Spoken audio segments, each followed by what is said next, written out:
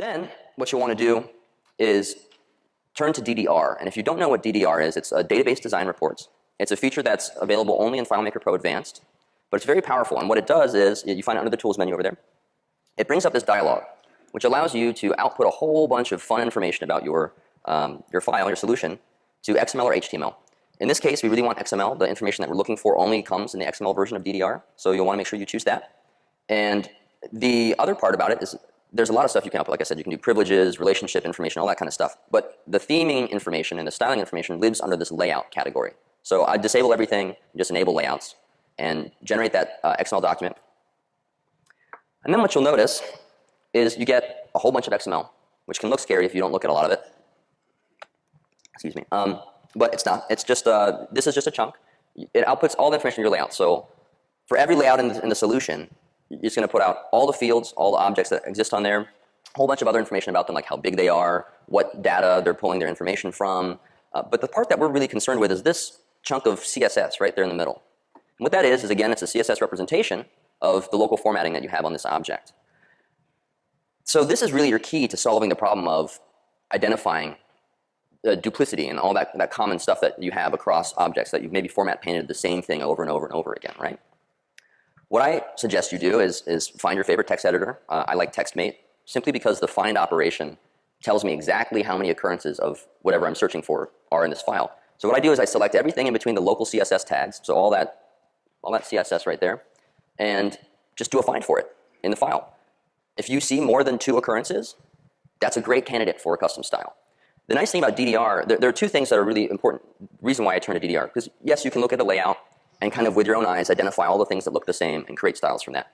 But DDR actually outputs information about your whole solution. And maybe you have duplication across layouts.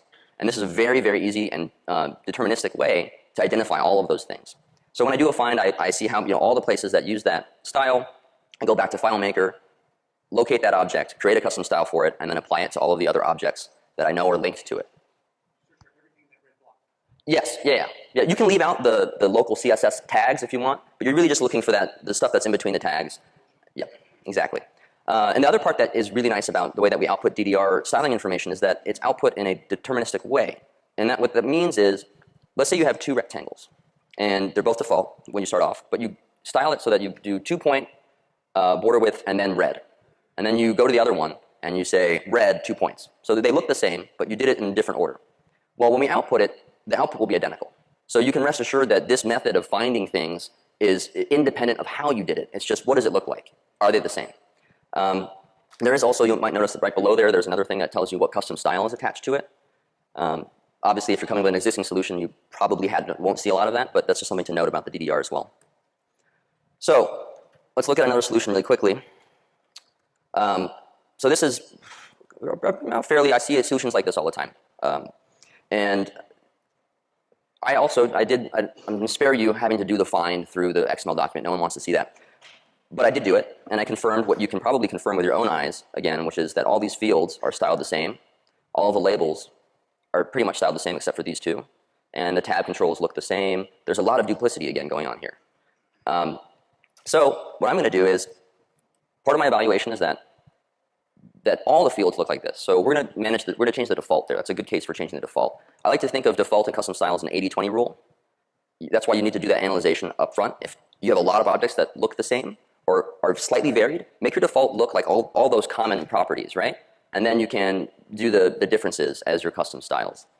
So I'm just going to go ahead and save changes to the current style. Again, nothing changed visually, but we now have defined the default to be exactly this. And now I want to make sure that I get rid of all that local formatting that exists on these objects. And I have a couple of ways I can do that. So I'm going to select all these objects. First off, I can go to this contextual menu again, and I can say revert changes to style, which will get rid of all the local formatting on my current selection. Alternatively, I can right-click on my selection somewhere and go to Object Style, submenu, and reselect default. Because whenever we apply a style, whether it's default or custom, part of that process is to remove the local formatting again. So this effectively, by reapplying default, I'm just removing the local formatting. But let's show off the magic of style normalization. I'm just going to save. And I want you to watch for that asterisk, because as soon as I save it, oops, wait, undo. Demo gods are not nice to me. Default. Save change to current style. There we go. Yeah. and then I will just save. And the default is now reporting, I don't have any local formatting. And you can go around and confirm that by selecting these objects, right? So style normalization, again, did that for us because we had already pushed those properties down to the style. And that's really, I can do this across many layouts in this file. This file is ripe for optimization. And, but again, you guys get the point. So let's talk about what happened in that file. That one layout had 69 objects. 67 of them had local formatting. And as we all saw, there was a lot of stuff that looked the same. So I was able, by taking this DDR approach, to take all those styles down, distill them to 5 common styles. That's a massive optimization for that layout, mostly for, again, your sanity, right? You're going to really pay dividends or gain dividends on that when you are when you're updating these styles and changing stuff around according to your customers' needs. So really awesome. There is I'm going to do a plug for my buddy Richard Carlton back there. He did a great video on WebDirect at large. It was about deploying to WebDirect and best practices and understanding exactly what it is. It's on YouTube, right there. And part of it, though, he focused on custom styles and themes and why it's necessary to be able to deploy a performance solution on WebDirect.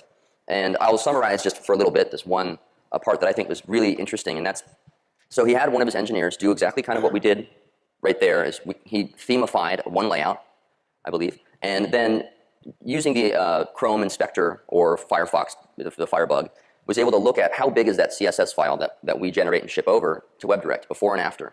And he saw, it reduced by half, right? He went from 850 kilobytes to 425. It was a very simple layout, and those numbers may not look like a lot, but again, when we're talking about potentially going to mobile at some point in time, that's going to start mattering to you a lot. And it's not even just how big is it, but again, those devices have less CPU and less power, and when they have to evaluate all the styling information, you're really taxing the system a lot more than you need to. So let's talk about some of the magic, because that's why you're all here. So as we saw, changing themes has some stuff going on inside of it. Here I have a layout with 3 buttons. Again, a little washed out, but the top one is default, so no local formatting. The middle one just has a little bit of red fill on it, and the bottom one is just using the accent button 1 style. When I go to change these themes, I go to sophisticated. We'll notice that things didn't, some stuff looks right, but something doesn't, and that's the local formatting. The default has been updated. The accent button 1 has also magically pointing to another style named accent button 1. And that's again because when we change themes, we remap those styles to styles that are identically named. So if you have themes that you have a consistent naming structure, you'll be able to just automatically get that remapping ability for free. But the local formatting has gone away. And we kind of saw this in the demo. But changing themes is a 2-stage process. Each stage is separately undoable. So if I do one undo operation after that change theme, we take you back to this hybrid of the operation, right? You have that new theme still applied, but we've reconstituted your local formatting and reapplied it. And then, of course, doing another undo will take you back to your original starting point. So style naming conventions. I know this is a touchy subject for some people, so I won't try to prescribe one, but I will say that you should pick one and stick to it, because again, as we just saw with changing themes, it is one of the those basic parts of our operations. We do that remapping. I will say that I find that functional names work a lot better than names that include things like red or blue. Again, themes are at the most basic level just a palette of colors, and as you switch between themes, maybe that button isn't going to be blue anymore. So I like to use things like OK button, error field, stuff that's describing what the element is. It also helps you, again, when you hand that list off to somebody else to do a theme for you, they have context for what they're building the styles for.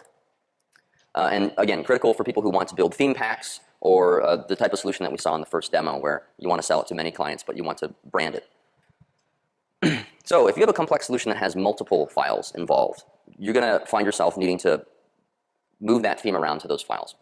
This can get tricky. So there's a couple rules that you should stick to preserve your sanity. One is always develop that theme in one file. And that doesn't mean that you have to have a kitchen sink. I think the kitchen sink approach is the best simply because it's very simple to understand. You have a file where you dev your theme and you never edit the theme anywhere else. But in reality, I'm not sure that actually happens. So just stick to the rule of I'm editing the theme in this file. When I'm done editing the theme, then I push it to the other files. And so you only have one actively editing file for the theme. That's step 1. Step 2 is to always use import. The manage themes dialog, like almost all of our other managed dialogs, allows you to copy and paste stuff around. Maybe you do this with scripts a lot. You can do it between files. But what that's always going to do is always create a new one. So if you have designs on updating themes, you're going to want to use import, because import gives you an option to either replace, keep both, or skip when it detects that you already have that theme present in your destination file. So import is your saver there. And then theme previews. Maybe you want this to look very nice and professional for other people that use your theme. And it's important to know that that is a very strict 736 by 612 pixel dimension. We do a snapshot for you automatically every time you save. So this is something you're going to want to do at the very end of your theme building process if you do care about this, because you'll notice that it's just going to change every single time you do a save. It's also important to note that this is done in layout mode. We remove all the stuff like dynamic guides and grids and all that stuff, so you don't have to worry about turning that stuff off. But the reason why we take the snapshot in layout mode is because it allows us to ensure that your user's data isn't exposed in these snapshots. So a technique that I've seen and I think is really effective for this is to have a layout that you hide it from the Manage Layouts menu that is simply for the sole purpose of taking that final snapshot. And you can arrange, maybe you can put your company's graphic on there, whatever you want to put in there. But that'll give you a nice little palette to be able to make sure that this looks nice and professional. And then, of course, the last thing that I want to mention is that this is really, we've built a future-proof model here for custom themes. We recognize that we are going to be adding things, hopefully, at some point in the future. FileMaker 19, right? 7 new objects, as Andrew said. Not true, by the way. But if in the event that we do, you want to be sure that your solution can play in that new environment. And this is where that base theme becomes important again, because when you create a custom theme, we remember what theme you built it on top of, so that when we do release new features that are in layout, like layout objects and things like that, we backfill that information from that base theme back into your theme. So you can rest assured that you'll be able to use those features immediately. You'll likely want to go and maybe change the look and feel of those things to be more appropriate for the current theme that you have built yourself, but you're not hosed. And the other part that's important to remember is that we are not at all changing any of the existing values that you have modified, ever. We're just backfilling in new information that your theme never even knew about. So it's non-destructive. One of the last things I want to say is that this is constantly evolving engine that we've been building, and we've long had plans, like you've seen in 13 when we were building 12, to do custom styles and themes, but we're going to continue to build upon this. This is not one of those things that we release in one version and forget about. To that point, I really appreciate any sort of feedback you guys have. If there are feature requests and things like that, we'd love to hear them. It helps us make sure that we're making the right decisions as we continue to build this out. So, thank you.